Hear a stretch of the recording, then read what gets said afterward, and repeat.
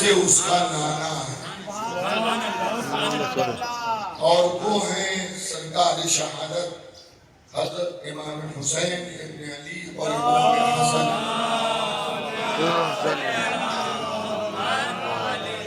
اس کے لیے الگ الگ زاویوں سے لوگوں نے اپنے نظریے پیش کیے۔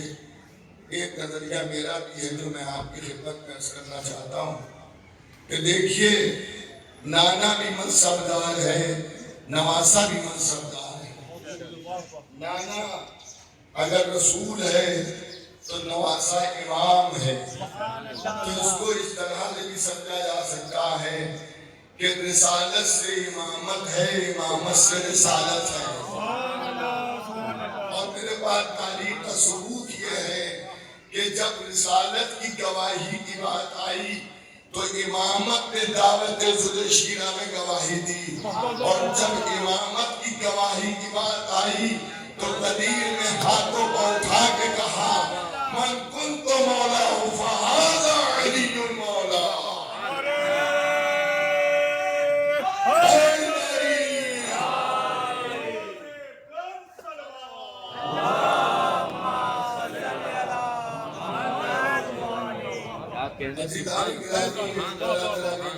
محبان اہل بیت محمد عزاداران امام مظلوم کربلا، دیکھیے اگر ہم زیارت میں پہنچتے ہیں کہ کاش کو ہم کربلا میں ہوتے تو ہم آپ کا ساتھ دیتے مولا، تو کئی سال سے اتفاق کی بات یہ ہے کہ جب جلوس مہندی کی مجلس ہوتی ہے تو بارش ہو جاتی ہے۔ ایک سال تو پوری مجلسی بارش میں ہوئی، لیکن عاشقان امام حسین، علماء امام حسین، محبان امام حسین بارش کے ہونے سے رکے نہیں، اور آج بھی ماشاءاللہ آپ حضرات تشریف لا رہے ہیں اور ذکر امام حسین علیہ السلام میں شریک ہو رہے ہیں۔ عزیزان گرامی، حسین مجھ سے ہے اور میں حسین سے۔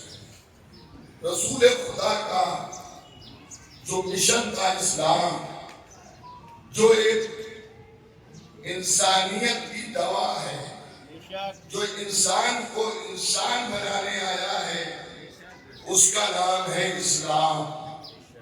دیکھیں، انسان تو دنیا میں لاکھوں کروڑوں آپ کو مل جائیں گے، لیکن اگر انسانیت نہیں ہے تو وہ انسان نما ہے، مگر انسانیت نہیں ہے تو انسان نہیں۔ اسلام کا مقصد تھا انسان کو انسان بنا کر اس دنیا میں پیش کرنا، انسان بن کر جیے۔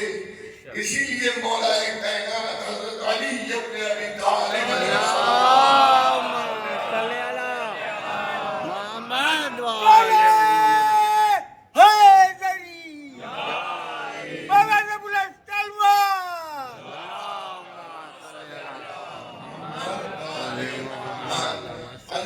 گرامی برادران ایمانی محبان اہل بیت امیر المومنین حضرت علی علیہ السلام سے جب پوچھا گیا کہ اسلام آنے کا مقصد کیا ہے، اسلام کیوں آیا، اسلام کا مقصد بتائیے، تو مولا علی نے یہ نہیں فرمایا کہ اسلام نماز پڑھوانے کے لیے آیا ہے، اسلام روزہ رکھوانے کے لیے آیا ہے، اسلام زکوٰۃ دلوانے کے لیے آیا ہے، اسلام حج کرانے کے لیے آیا ہے، اسلام داڑھی رکھنے کے لیے آیا ہے، اسلام قرآن پڑھوانے کے لیے آیا ہے، بلکہ مولا علی نے فرمایا اسلام آیا ہے انسان کو انسان کا بھائی بنانے کے لیے،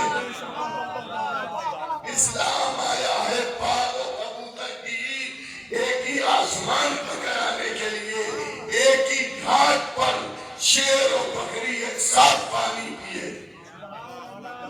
جس کے دل میں درد انسانیت ہے وہی سچا مسلمان ہے، وہی پکا مسلمان ہے۔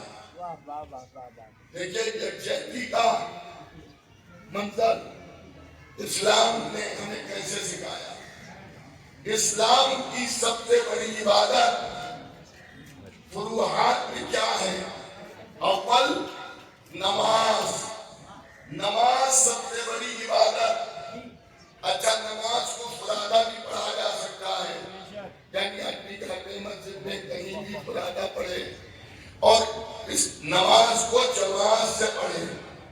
نماز جماعت سے جو نماز ادا کی جاتی ہے اس کا اتنا ثواب ہے کہ آسمان سے زمین کی طرف برسنے والے پانی کے قطرات کو جو ملک شمار کرتا ہے وہ ملک کی نماز جماعت کے ثواب کو شمار نہیں کر پاتا. اتنا ثواب کیوں ہے؟ کیونکہ جب اللہ کی بارگاہ میں انسان جاتا ہے تو آقا اور غلام کا فرق مٹ جاتا ہے, کالے اور گورے کا فرق مٹ جاتا ہے, غریب اور امیر کا فرق مٹ جاتا ہے, قبیلوں کے فرق مٹ جاتے ہیں. عزیزان گرامی, جہاں پر کسی کے قدم ہوتے ہیں, تلوے ہوتے ہیں, وہاں پر کسی کا سر ہوتا ہے. یعنی نماز جماعت جب ہم پڑھتے ہیں تو غرور مٹی میں مل جاتا ہے. حسین نے بھی یزیدیت کے غرور کو مٹی میں ملانے کے لیے کربلا میں قربانی دی.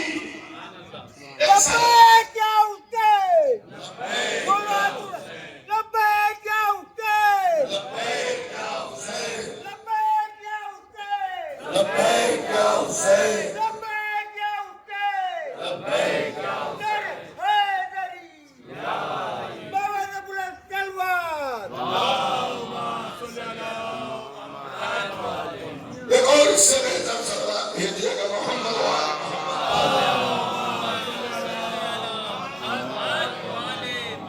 اسلام.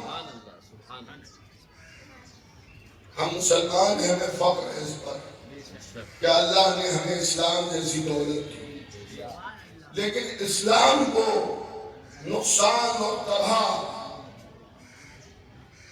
کرنا چاہتا تھا یزید. یزید چاہتا تھا کہ اسلام کو تباہ کر دے, اسلام کو برباد کر دے, حلال محمدی کو حرام کر دے, حرام محمدی کو حلال کر دے. یزید نے اپنی پوری کوشش کی, اور اگر کسی کو اس میں شک ہو تو دربار یزید میں یزید کے اس اشعار کو دیکھ لیجئے, سن لیجئے, پڑھ لیجئے کہ جس میں یزید جب امام حسین کے کٹے ہوئے سر کو دیکھتا ہے تو کہتا ہے کہ نہ ان پر کوئی وحی آئی تھی اور نہ کوئی کتاب نازل ہوئی تھی, اور پھر یہ کہتا ہے مسکرا کے کاش کو میرے بدر والے ہوتے تو اس وقت کتنا خوش ہو رہے ہوتے کہ ہم نے بنی ہاشم میں کیسا انتقام لیا. بدر میں کون مارے گئے تھے؟ وہ مارے گئے تھے جو اسلام کے مقابل آئے تھے, جو اسلام کے کلمے کو ختم کرنے آئے تھے, جو رسول اسلام کو قتل کرنے آئے تھے, جو صحابہ کرام کو قتل کرنے آئے تھے. علی کی تلوار دشمنان اسلام کو ایسا چاٹ گئی کہ ان کی ہمتیں ٹوٹ گئی, ان کی ہمتیں پست ہو گئی.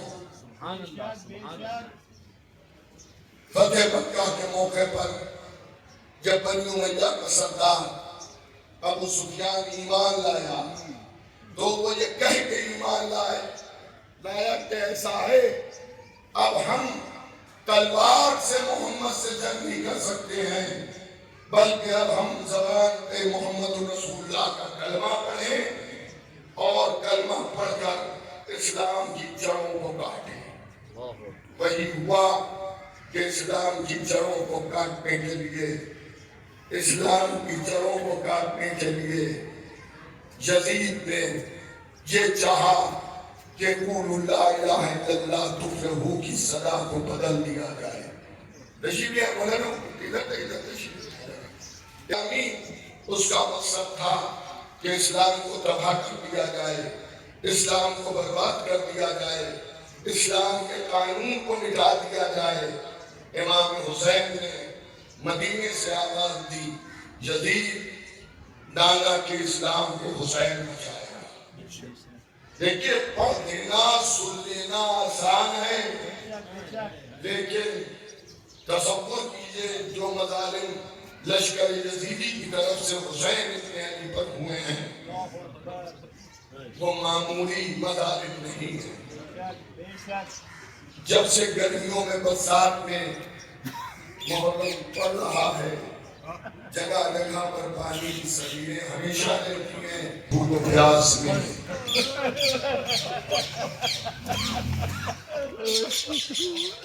میدان کربلا میں حسین کا دوڑنا، بھوک و پیاس میں امام حسین علیہ السلام کا لاشوں کا لانا یہ آسان کام نہیں تھا۔ آج جو اسلام کو جلا ہے، آج جو اسلام کو زندگی ہے، آج جو اسلام کو برتری ہے، آج جو ساری دنیا میں اللہ اکبر کی صدائیں گونج رہی ہیں، آج جو قرآن حکیم ہمارے سامنے ہے، یہ امام حسین علیہ السلام کی قربانی کا صلہ ہے۔ ایک جملہ عرض کروں گا کہ کئی سال سے آپ بارش میں ایام ادا کر رہے ہیں، کئی سال سے بارش ہو رہی ہے، لیکن عزادار بارش میں بھی جمع ہوتے ہیں، بارش میں بھی آتے ہیں، تو کوئی مجھے تعجب نہیں ہوتا۔ دوست کو دوست کی بات لگتی ہے۔ اے عزاداروں ذرا سوچو کہ جن مقامات پر انسان اپنے قریبیوں کو بھی بھول جاتا ہے، وہاں پہ حسین نے آپ کو یاد رکھا۔ 7 مرتبہ کربلا میں اور کربلا کے باہر حسین نے آپ کو یاد کیا، اور 7 مرتبہ حسین نے سلام کہلوایا، 3 مرتبہ ذبح ہونے سے پہلے اور 4 مرتبہ ذبح ہونے کے بعد میرے شیعوں کو میرا سلام کہہ دینا۔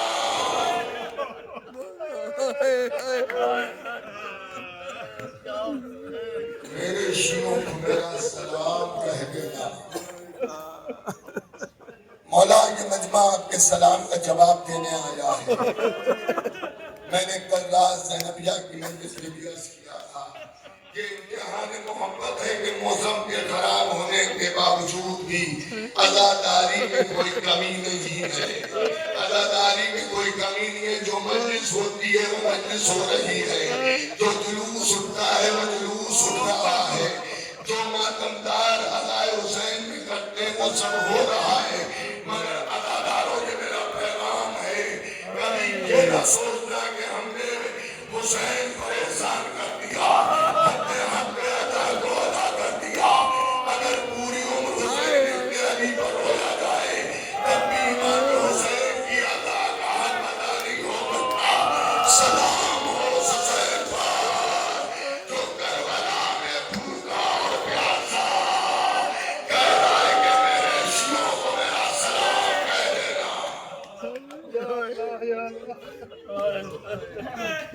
پیاس کا عالم یہ تھا کہ فرما رہے ہیں کہ شیعوں سے کہہ دینا کہ ٹھنڈا پانی پیئے، ان سردیوں پر ٹھنڈا پانی پینے والوں، جب ٹھنڈا پانی ہم اترے تو کہو السلام علیکم یا ابا عبداللہ۔ اور ایسے عالم میں بھی حسین ابن علی تنہا نہیں ہے، بلکہ حسین کے گود کے پالے کربلا میں جا رہے ہیں۔ ہاں آج کا دن اس یتیم کے نام ہے۔ کل رات سے لے کر آج پورا دن اس یتیم پر ہوتا ہے کہ جس کے بازو پر ایک تعویذ امام حسن نے کہہ کے باندھا تھا کہ میرے لال جب احساس یتیمی ستائے تو اس تعویذ کو دیکھ لینا۔ ارے چچا نے اس طرح سے سہارا دیا کہ قاسم کو کبھی احساس یتیمی نہیں ہوا۔ آج جب میں غر شہادت میں قاسم کا نام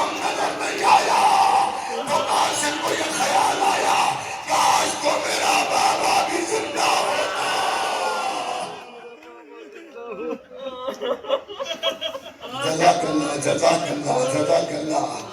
اس کا عدد دیں گی بی بی زہرا حضرت قاسم کی دادی حضرت دیں گی. عزاداروں ہم اور آپ کو دو چار مجلسوں میں شریک ہو کے تھک جاتے ہیں، لیکن ہائے فاطمہ ہائے فاطمہ ہر مجلس میں جاتی ہے، رومال سفید لے کے جاتی ہے اور آنسوؤں کا نذرانہ لیتی ہے. میرے والد مرحوم مولانا بیٹا محمد عالم صاحب فرماتے تھے، ارے میرا پیر کی بیٹی ہے، آپ کی امانت ضائع نہیں ہوگی، میں شرنے تک کوئی مددگار نہیں ہوگا.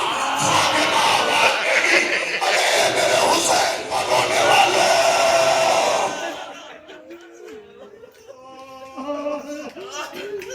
تمہارے آنسو میرے رومال سفید میں موجود ہیں. عزاداروں حسن کا یتیم میدان میں جانے کے لیے تڑپ رہا ہے. حسین کہہ رہے ہیں کہ تم تو میرے بھائی کی نشانی ہو، تم تو میرے بھائی کی نشانی ہو. قاسم میں تمہیں کیسے مرنے کی اجازت دوں؟ لیکن جب حضرت قاسم بابا کا خط لے کے آتے، وصیت نامہ لے کے آتے ہیں، حسین نے بھائی کی تحریر کو دیکھا، بھائی یاد آ گیا. ارے حسین نے مدینے کا رخ کیا.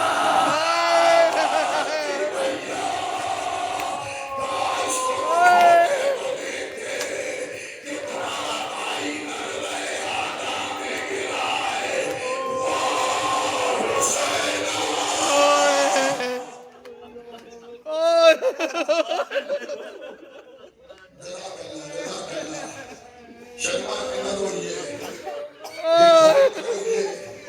جو آنکھیں تمہیں حسین میں روئیں گی وہ محشر میں رونے سے محفوظ رہیں گی، وہ محشر میں رونے سے محفوظ رہیں گی. عزاداروں آپ کو معلوم ہے ابو بصیر سے صادق آل محمد کیا کہہ رہے ہیں؟ ابو بصیر ایسے نہیں رویا جاتا ہے جیسے تم رو رہے ہو. ابو بصیر نے رومال آنکھوں سے ہٹایا، نچوڑ کے دکھا دیا، مولا اتنے آنسو ہیں کہ نہیں، جب بھی حسین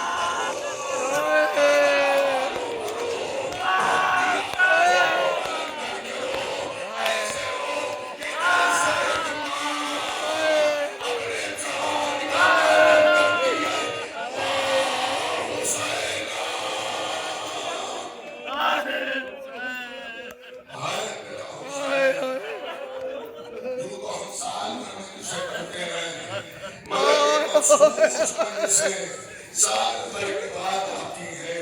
لیکن قاسم نے وصیت نامہ دیا، حسین نے وصیت نامہ کو پڑھا، حضرت قاسم کو گھیرنے میں لے گئے. زینب کو آواز دی، اے بہن زینب ذرا جگہ کی طرف اٹھا لاؤ.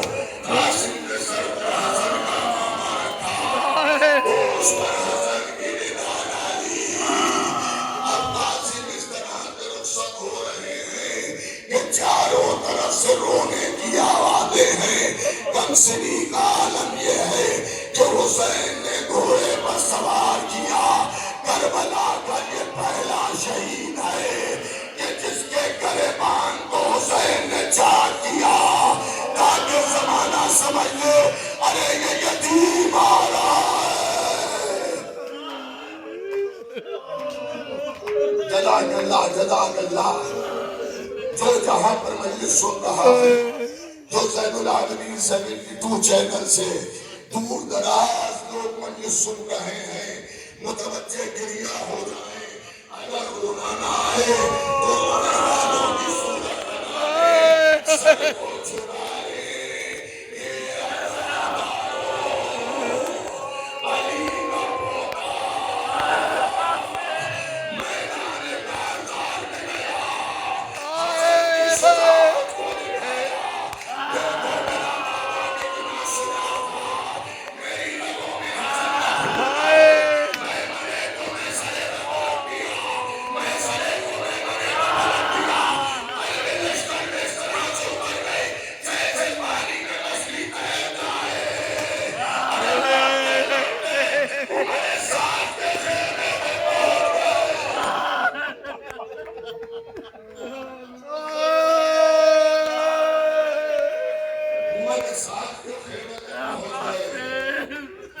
साथ चीखता हुआ भागा और कहता है कि हसन का बेटा है, अली का पोता है, लश्कर जमा हो और जमा होके कासिम पर हमला करे। हसन का लाल जोश शुजाअत में आगे बढ़ता जा रहा था। अरे जालिम ने कहानी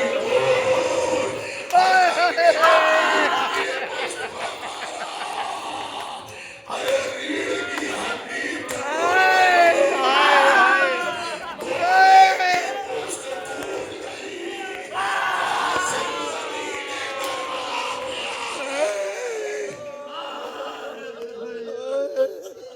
पहले अल्लाह को पुकारो, लेकिन यतीम की फितरत में होता है कि जब यतीम किसी मुश्किल में पड़ता है तो माँ को आवाज देता है, लेकिन फौरन ही चचा को पुकारा। शेर ने सोचा हो कि इस लश्कर के दरमियान माँ कैसे आएगी, मेरी माँ पर दे रहा है, मैं कहूँगा दरवाजे। यकीनन आपने सही सोचा, मगर बाबे पकड़े से अरे माँ के हाथ फंसेगा।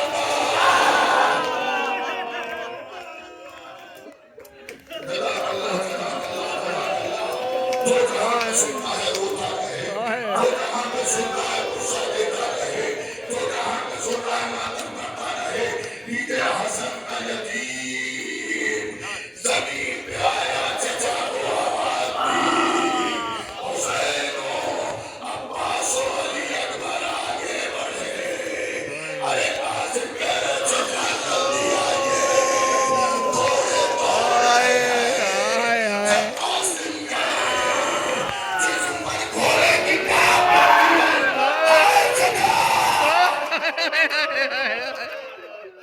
हाय चचा, हाय चचा, हाय चचा, हाय चचा।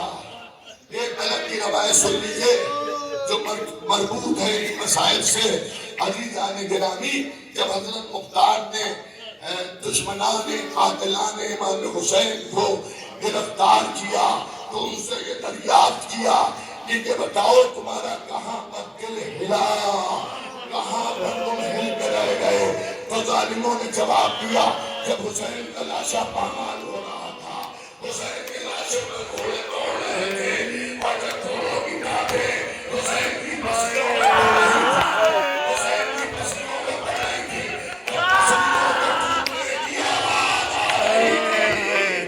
वहाँ से जैसे बारिश हुसैन की पसलियाँ टूटी, कासिम की पसलियाँ भी टूट गई। लाशा